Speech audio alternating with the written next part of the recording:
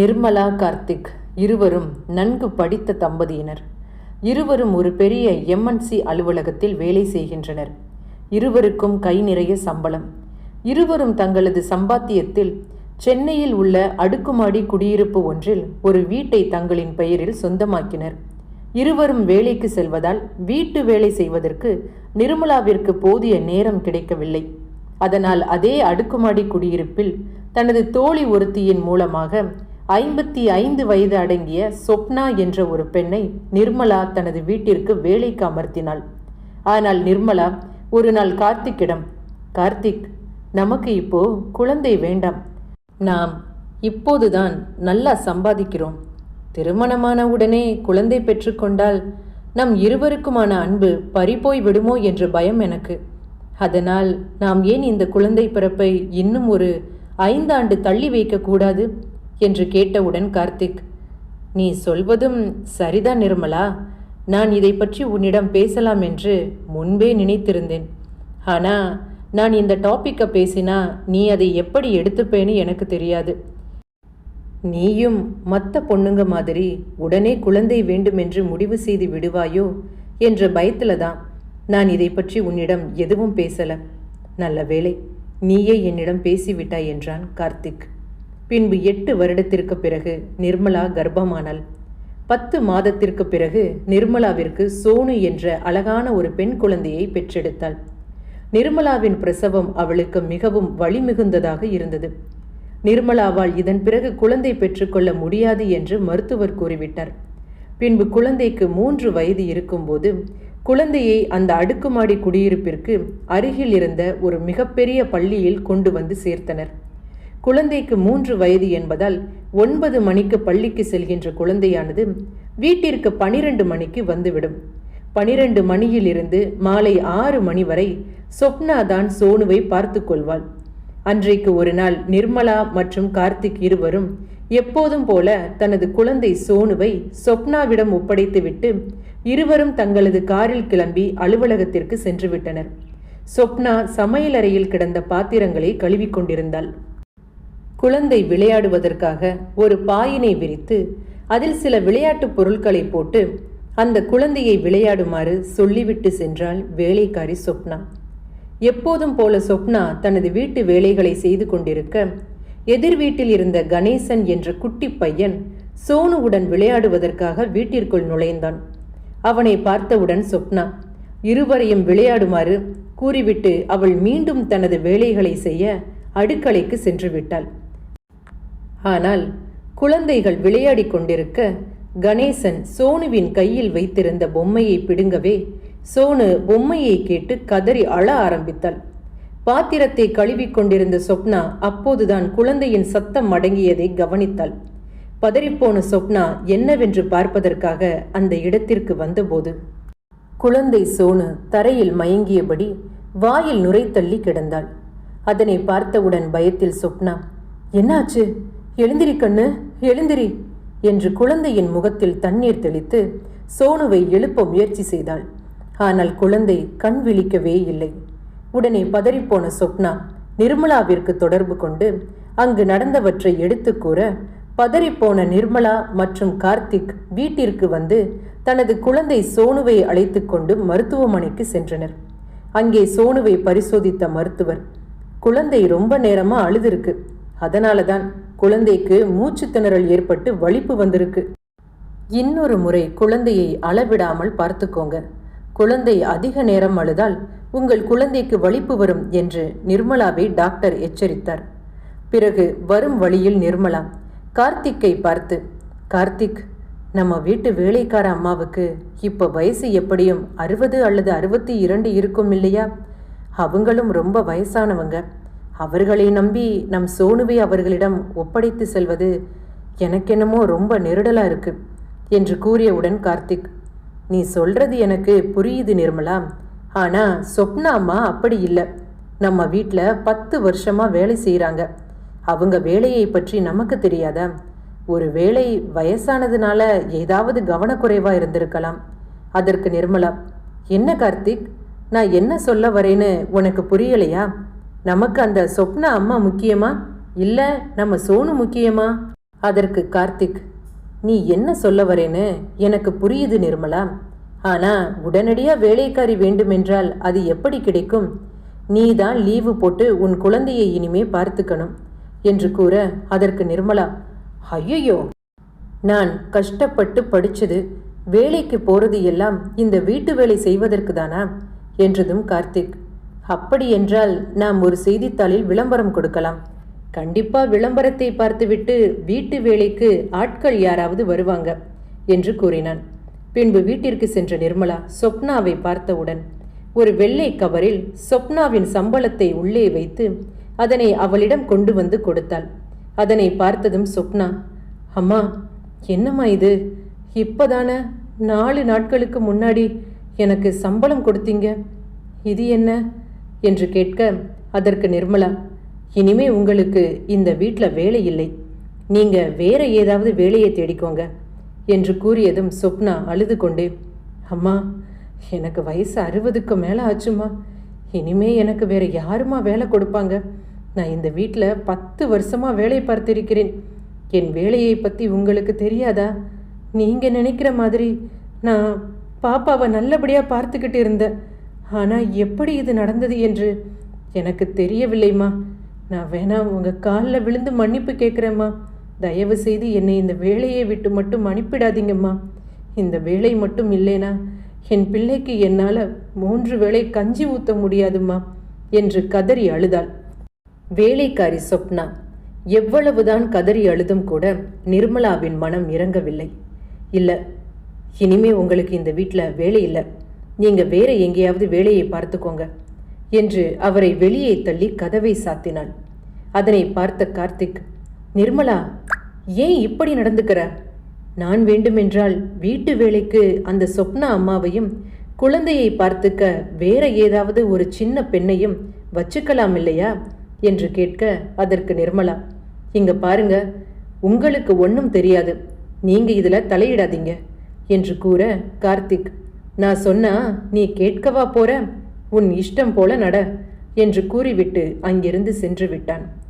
2 மணி நேரத்திற்கு பின்பு drink drink என்று தொலைபேசி ஒலி ஒலிக்க அதனை எடுத்து தன் காதில் வைத்தபோது சொப்னாவின் மகன் கதறி அழுதபடி, அம்மா, அம்மா, எங்கள் அம்மாவுக்கு வரும் வழியில் ஆக்சிடெண்ட் என்று வார்த்தையை சொல்ல முடியாமல் வாயடைக்க, நிர்மலா, என்னாச்சு? என்னாச்சுப்பா, சொல்லு என்று கேட்க, அதற்கு சொப்னாவின் மகன், எங்கள் அம்மாவுக்கு வரும் வழியில் ஒரு கார் விபத்தில் எங்கள் அம்மா இறந்துட்டாங்க என்று அழுது கொண்டே கூற, அதனை கேட்டவுடன் நிர்மலா, என்னது, உங்கள் அம்மா இறந்துட்டாங்களா? அந்த அம்மாவை இப்போதானே கொஞ்ச நேரத்துக்கு முன்பு நம் வீட்டு வேலைக்கு வேண்டாம் என்று முடிவு செய்து இங்கிருந்து வெளியே அனுப்பினோம். ஆனால் அவங்க இந்த உலகத்தை விட்டு போவாங்கன்னு நான் நினச்சி கூட பார்க்கலையே என்று நிர்மலா கார்த்திக்கிடம் புலம்ப, அதற்கு கார்த்திக், எனக்கு ரொம்ப மனசு வலிக்குது. அந்த அம்மா நம்ம வீட்டில் ரொம்ப நாளாக வேலை செய்தவங்க. கார்த்திக்கின் மனதிற்குள் கண்டிப்பாக அந்த அம்மாவோட குடும்பத்திற்கு நாம் ஏதாவது உதவி செய்யணும் என்று நினைத்தபடியே அருகில் இருந்த வங்கிக்கு சென்று 50,000 ரூபாயை எடுத்துக்கொண்டு சொப்னாவின் வீட்டை நோக்கி நடந்தார் கார்த்திக். அங்கே சொப்னாவின் உடலை ஒரு ஓலை பாயில் படுக்க வைத்து மாலை அணிவித்தபடி ஊதுபத்தி புகையுடன் இறுதி சடங்கு நடந்து கொண்டிருந்தது. அதனை பார்த்ததும் கார்த்திக் சொப்னாவின் மகனை அழைத்து அவனுக்கு ஆறுதல் கூறிவிட்டு தனது கையில் இருந்த 50,000 ரூபாயை எடுத்து அவனிடம் கொடுத்தார். அதற்கு சொப்னாவின் மகன், சார், எனக்கு இதெல்லாம் வேண்டாம் சார். எங்கள் அம்மா உங்களை பற்றி நிறைய சொல்லியிருக்கிறாங்க சார். நீங்கள் எங்கள் அம்மாவுக்கு நிறைய உதவி செய்திருக்கிறீங்க. இந்த பணம் எதுவும் எனக்கு வேண்டாம் என்று கூறியவுடன் கார்த்திக் அவனை வற்புறுத்தி பணத்தை அவனிடம் ஒப்படைத்தார். பிறகு தனது வீட்டிற்கு வேலைக்காரி வேண்டும் என்று செய்தித்தாளில் விளம்பரம் கொடுத்தனர். விளம்பரத்தை பார்த்த மறுநாளே 22 வயது அடங்கிய கவிதா என்ற பெண் நிர்மலாவின் வீட்டிற்கு சென்றிருந்தாள். அங்கே நிர்மலா கார்த்திக்கை பார்த்து, கார்த்திக், இந்த பொண்ணு பார்ப்பதற்கு ரொம்ப சின்ன பொண்ணா இருக்கு. இது மாதிரியான ஒரு பொண்ணு தான் நம்ம சோனுவை பார்த்துக்கிற சரியா இருக்கும் என்றதும் கார்த்திக் வேலைக்காரி கவிதாவை பார்த்து, பாருமா, நாங்க காலையில 8 மணிக்கு அலுவலகத்துக்கு போனா வீட்டுக்கு வர இரவு 6 மணி ஆகும். அது வரைக்கும் இந்த வீட்டையும் எங்க குழந்தை சோனுவையும் நீ தான் நல்லபடியா பார்த்துக்கணும். குழந்தை ரொம்ப நேரம் அழுதா குழந்தைக்கு வலிப்பு வரும். அதனால குழந்தையை ரொம்ப பத்திரமா நீ பார்த்துக்கணும். உன்னை இந்த வீட்டு வேலைக்கு வைப்பதற்கான காரணமே அதுதான். உனக்கு மாதம் 8000 ரூபாய் சம்பளம் என்று கூற கவிதா, ஐயா, நீங்க வேணும்னா என் வேலையை பாருங்க சாமி, நான் ரொம்ப நல்லா வேலை செய்வேன். நீங்க உங்க பொண்ணை பற்றி கவலைப்படாதீங்க, நான் அந்த பாப்பாவை நல்லபடியா பார்த்துக்கிறேன் என்று கூறினாள். பிறகு எப்போதும் போல நிர்மலா மற்றும் கார்த்திக் இருவரும் தனது மகள் சோனுவை வேலைக்காரி கவிதாவிடம் ஒப்படைத்து விட்டு அலுவலகத்திற்கு சென்று விடுவர். இவ்வாறு நாட்கள் கடந்து கொண்டிருக்க 2 வாரங்களுக்கு பிறகு வேலைக்காரி கவிதா நிர்மலா மற்றும் கார்த்திக் வீட்டிற்கு எப்போது வருவார்கள் என்பதை துல்லியமாக தெரிந்து வைத்து கொண்ட பிறகு ஒரு நாள் கவிதா தனது ஆண் நண்பன் கண்ணனிடம் போனில் பேசிய போது, டேய் கண்ணா, எனக்கு பெரிய பணக்கார வீட்டில் ஒரு வேலை கிடைச்சிருக்கு. எங்க முதலாளி அம்மாவும் முதலாளி ஐயாவும் காலை 8 மணிக்கு எல்லாம் இங்கிருந்து அவங்க ஆபீஸுக்கு போயிடுவாங்க. வீட்டுக்கு வர இரவு 6 மணி ஆகும். இதற்கிடையில் 1 மணிக்கு எங்க முதலாளி அம்மா எனக்கு போன்ல கூப்பிட்டு அவர்கள் குழந்தையை பற்றி ஒரு வார்த்தை விசாரிப்பாங்க. அவ்வளவுதான். வேலையும் ரொம்ப பெரிதா இல்லடா. வீட்டில் சாப்பிடுவதற்கு எல்லா பொருளும் இருக்கு. வகை வகையா விலை உயர்ந்த ஆடையெல்லாம் இங்க இருக்கு. நான் எங்க ஐயாவும் அம்மாவும் ஆபீஸ் போன பிறகு எனக்கு என்ன தேவையோ அதை எல்லாம் செய்து சாப்பிடுவேன் என்றதும் கண்ணன், என்ன புள்ள சொல்ற? இது எல்லாம் உங்க முதலாளி அம்மாவுக்கு தெரிஞ்சா என்று கேட்க அதற்கு கவிதா, அட நீ வேற, நான் அந்த அம்மாவோட ட்ரெஸ்ஸையே போட்டு பார்த்திருக்கிறேன். இது எல்லாம் அவங்களுக்கு எங்க தெரிய போகுது என்று கூற கண்ணன், இல்ல புள்ள, நீ வேலை செய்கிறது பெரிய பணக்கார வீட்டில். கண்டிப்பா அங்கே வீடு முழுக்க இந்த கேமரான்னு ஒன்று சொல்றாங்களே, அது எல்லாம் கண்டிப்பா வச்சிருப்பாங்க தானே. எதுக்கும் கொஞ்சம் ஜாக்கிரதையா இரு. அவங்க காலையில போனா சாயந்தரம் தானே வரப்போறாங்கன்னு ரொம்ப அஜாக்கிரதையா இருக்காத புள்ள என்று கண்ணன் கூற கவிதா, அட நீ வேற, நான் இந்த வீட்டுக்கு வந்த கொஞ்ச நாளிலேயே இந்த வீடு முழுக்க ஒரு இடம் விடாம சல்லடை போட்டு சளிச்சு புட்டேல்ல. இந்த வீட்டில் நீ சொல்ற மாதிரி எதுவும் இல்லை. இங்க பாரு, எங்க ஐயாவும் அம்மாவும் காலையில போனா வீட்டுக்கு வர சாயந்தரம் ஆகும். அதனால நீ இனிமே தினமும் இந்த வீட்டுக்கு வரலாம் என்று கூறியதும் கண்ணன் உடனே அப்படியா என்று கேட்க, சரி சரி, அப்படின்னா நான் உடனே கிளம்பி வரேன் என்றதும் அதற்கு வேலைக்காரி கவிதா, ஏய் இரு இரு, அவசரப்படாதே. இது பெரிய அப்பார்ட்மெண்ட். இங்க நினைச்ச உடனே யாரும் உள்ள நுழைய முடியாது. நீ வரும்போது டிப் டாப்பா ட்ரெஸ் பண்ணிட்டு உள்ளவா. இல்லைனா அந்த கேட்ல செக்யூரிட்டின்னு ஒருத்தன் இருப்பான். அவன் உன்னை அந்த கேட்டிலேயே வச்சு வெளியே அனுப்பி விடுவான் என்று கூற அதற்கு கண்ணன், அடுத்த வேளை சாப்பாட்டுக்கே நான் கஷ்டப்படுறேன். இந்த நிலைமையில் நீ சொல்ற மாதிரி டிப் டாப்பா, அதுவும் அங்கே எப்படி புள்ள என்றதும் அதற்கு வேலைக்காரி கவிதா, அதுக்கு நீ ஏன் கவலைப்படுற? அதுதான் எங்க முதலாளி ஐயாவோட துணி இங்கே கொட்டி கிடக்கு. அதுல ஏதாவது 2 கொண்டு வந்து நான் உனக்கு தரேன் என்று கண்ணனும் அதற்கு சரி என்றான். மறுநாள் கண்ணன் வேலைக்காரி கவிதா கொடுத்த உடைகளை அணிந்து கொண்டு அந்த அடுக்குமாடி குடியிருப்பிற்குள் நுழைந்தான். அங்கே கவிதா கண்ணனுக்கு விதவிதமாக உணவு சமைத்து பரிமாறினாள். அது மட்டுமின்றி இருவரும் தனிமையில் தங்கள் உறவை வளர்த்து கொண்டனர். குழந்தையும் கவிதா தனக்கு கொடுத்த உணவை சாப்பிட்டு விட்டு அங்கு கிடந்த விளையாட்டு பொருட்களை வைத்து விளையாடி முடித்த பிறகு தன்னை மறந்து தூங்கிவிடும். இவ்வாறாக நாட்கள் சென்று கொண்டிருக்க அன்று ஒரு நாள் எப்பொழுதும் போல கண்ணன் கவிதாவை பார்க்க அந்த அடுக்குமாடி குடியிருப்பிற்குள் வந்தான். உடனே கவிதா கண்ணனுக்கு ஒரு கண்ணாடி குவளையில் பல ரசத்தை கொண்டு வந்து கொடுத்தாள்.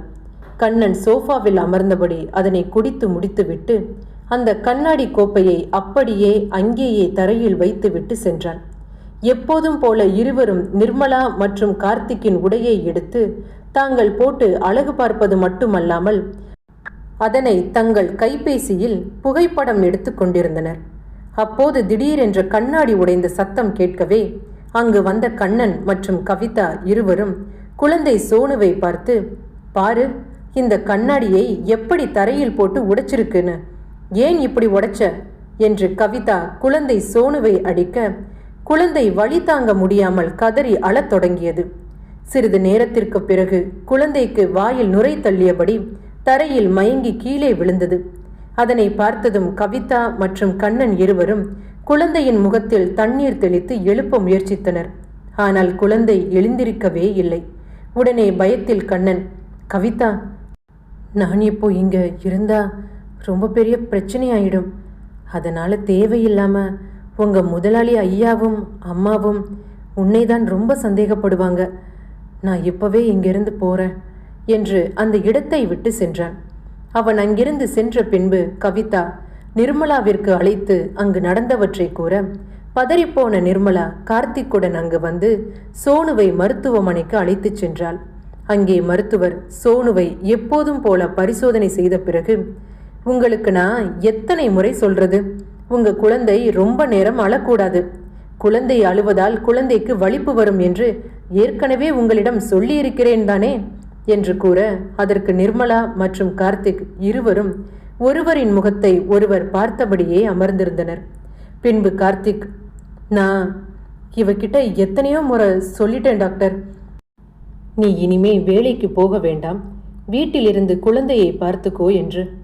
ஆனா இவதான் கேட்கவே மாட்டேங்கிறா என்று கூற, நிர்மலா, நான் மட்டும்தான் என்னோட வேலையை விடணுமா, ஏன் நீ உன்னோட வேலையை விட வேண்டியது தானே என்று இருவரும் சண்டை போட, அதனை பார்த்த மருத்துவர், முதல்ல 2 பேரும் கொஞ்சம் நிறுத்துங்க, 2 பேரும் வேலைக்கு போறீங்களா என்ன என்று கேட்க, அதற்கு நிர்மலா, ஆமாம் டாக்டர், அப்படின்னா உங்க குழந்தையை ஒரு வேலைக்காரியை நம்பி ஒப்படைச்சிட்டு போயிருக்கிறீங்க. சரி, இந்த குழந்தைக்கு பிறகு மற்றொரு குழந்தையை நீங்க பெத்துக்கிற விரும்பலையா என்று மருத்துவர் கேட்டவுடன் அதற்கு கார்த்திக், இல்லை டாக்டர், இவளுக்கு தலப்பிரசவம் நாங்கள் நினைத்த மாதிரி சுலபமாக இல்லை, இவ கர்ப்பப்பை ரொம்ப பலவீனமாக இருக்கு, அதனால இவளால் இன்னொரு குழந்தையை பெற்றுக்கொள்ள முடியாது என மருத்துவர் சொல்லிட்டாரு என்று கூற, மருத்துவர் நிர்மலாவை பார்த்து, இங்க பாருங்க நிர்மலா, கண்டிப்பா எனக்கு வர எல்லா பேஷண்ட் கிட்டையும் என்னை பற்றிய தகவல்களை பரிமாற வேண்டிய அவசியம் எனக்கு இல்லை. எனக்கும் உன்னை மாதிரிதான் ஒரே ஒரு பையன், தலப்பிரசவம் ரொம்ப சிக்கலாக தான் இருந்தது, அம்மாவும் பிள்ளையும் உயிர் பிழைத்ததே அந்த கடவுள் புண்ணியம்தான் என்று மருத்துவர்கள் சொல்லிட்டாங்க. எப்படியோ நல்லபடியா எனக்கு ஆரோக்கியமான ஒரு ஆண் குழந்தை பிறந்தது.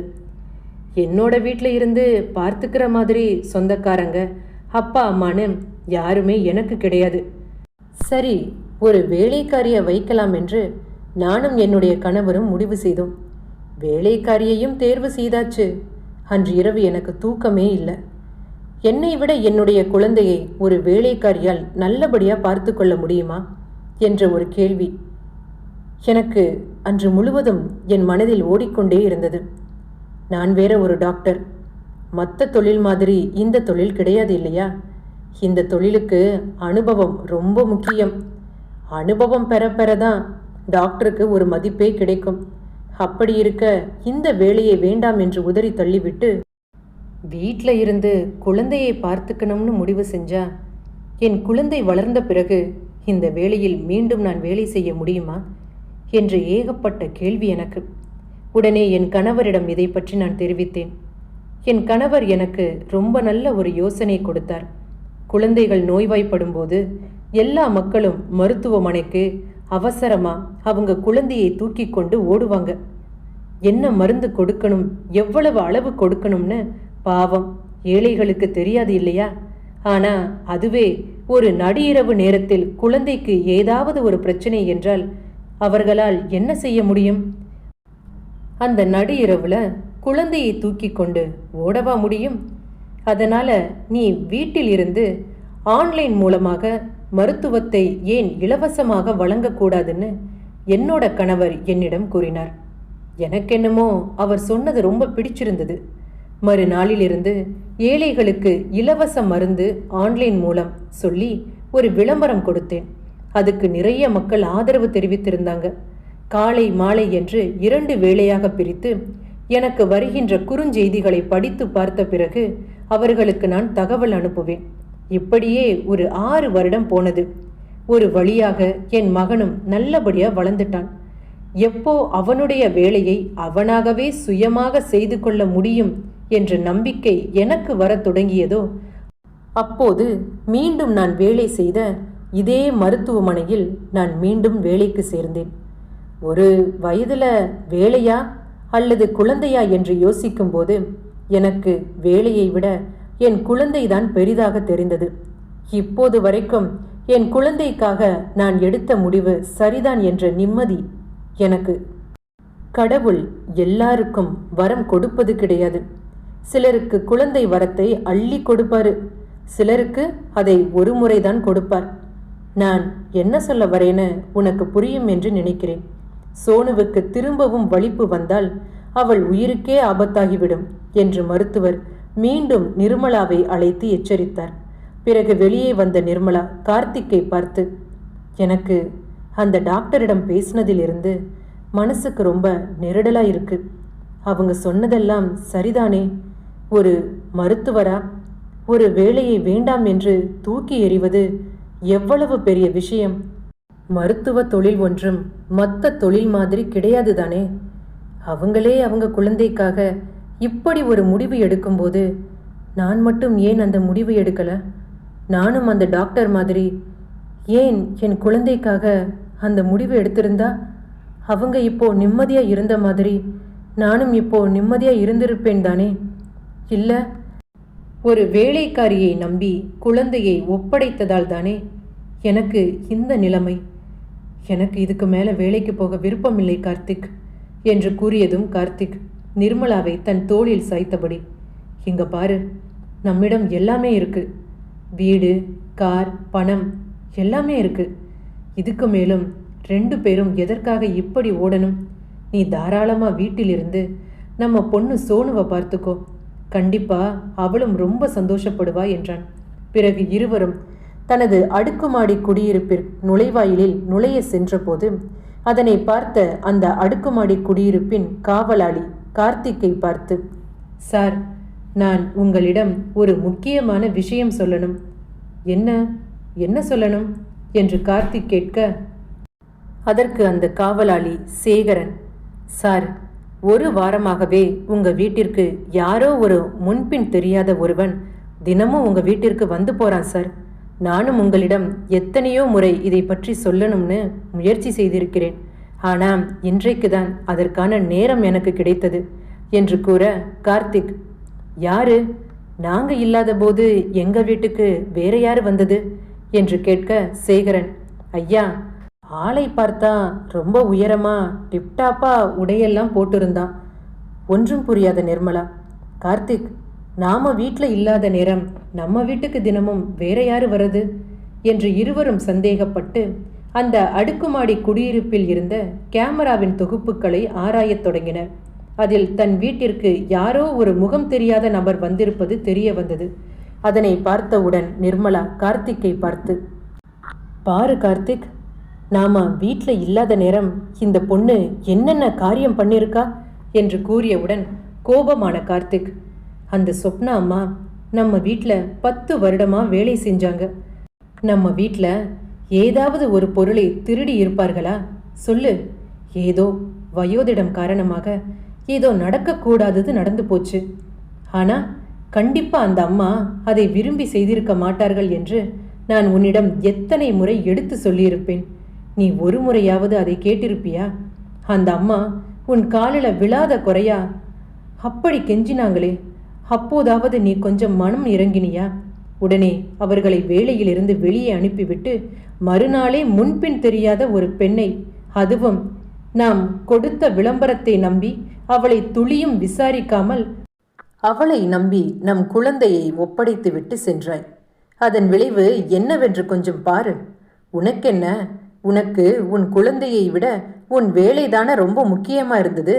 நான் படித்தது எல்லாம் வீட்டிலிருந்து குழந்தையை பார்த்துக்கிறவா என்று நீதானே கேட்ட என்று கூறியவுடன் நிர்மலா, அப்படின்னா உங்களுக்கு நான் வேலைக்கு போறது பிரச்சனையா இருக்கா என்று கேட்டவுடன் கார்த்திக், இங்க பாரு, நீ வேலைக்கு போவது எனக்கு பிரச்சனையா இருக்கிறது என்று நான் சொல்லல.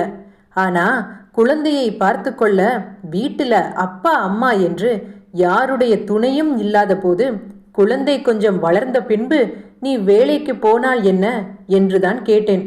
நீதான் சரியான பிடிவாதக்காரியாச்சே. உனக்கு நான் சொல்வது எங்கே புரிய போகிறது? அதனை கேட்டதும் நிர்மலா, அப்படியென்றால் எல்லா தவறுக்கும் நான் தான் காரணமா என்று கூற, அதற்கு கார்த்திக், இப்போ கூட உன்னுடைய மனசை மாத்திக்கிற முடிவுல நீ இல்லை.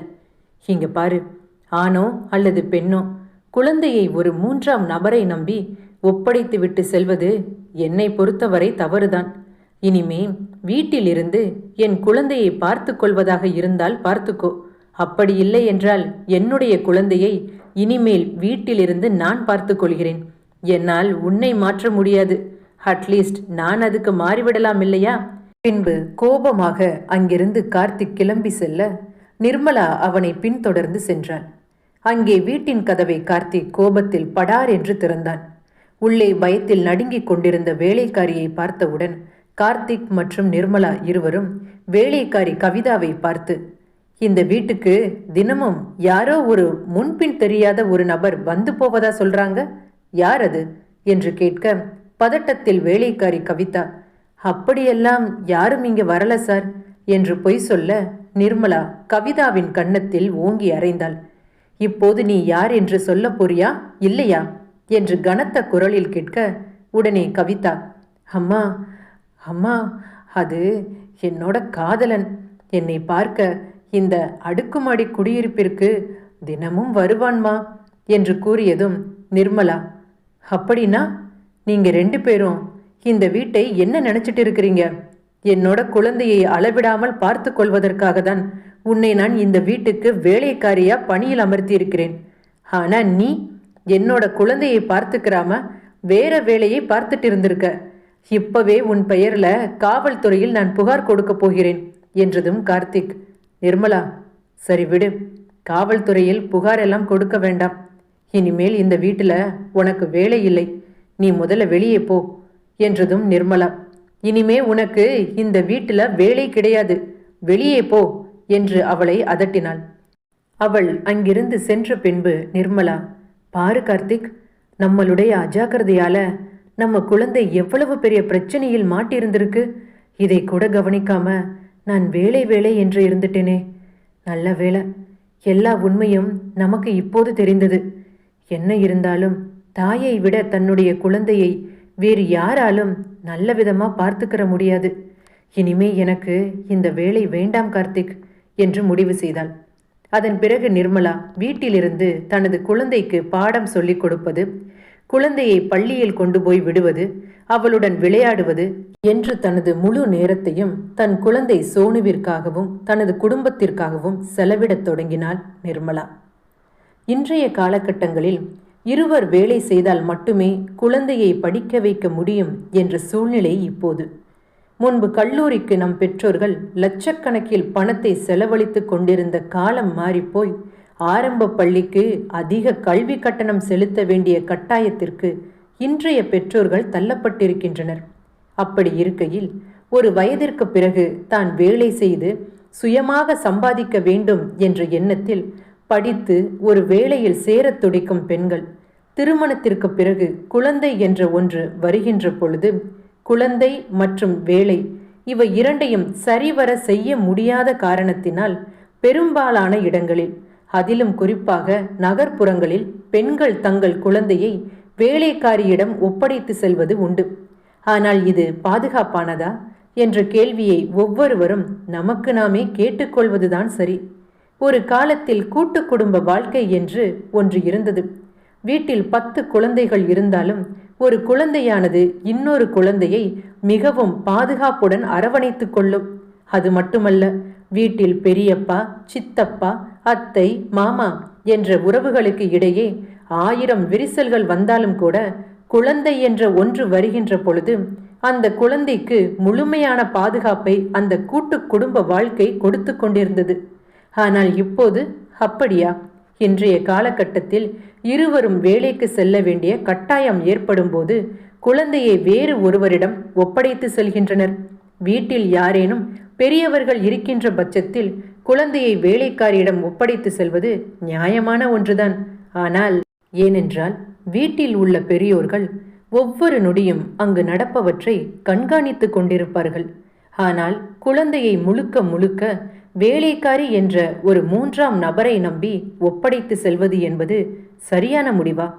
இந்த கதையில் வருகின்ற நிர்மலா தனது குழந்தைக்காக தன் வேலையை விட்டது சரியா அல்லது தவறா என்ற உங்களது கருத்தை மறக்காமல் கமெண்டில் பதிவிடவும்.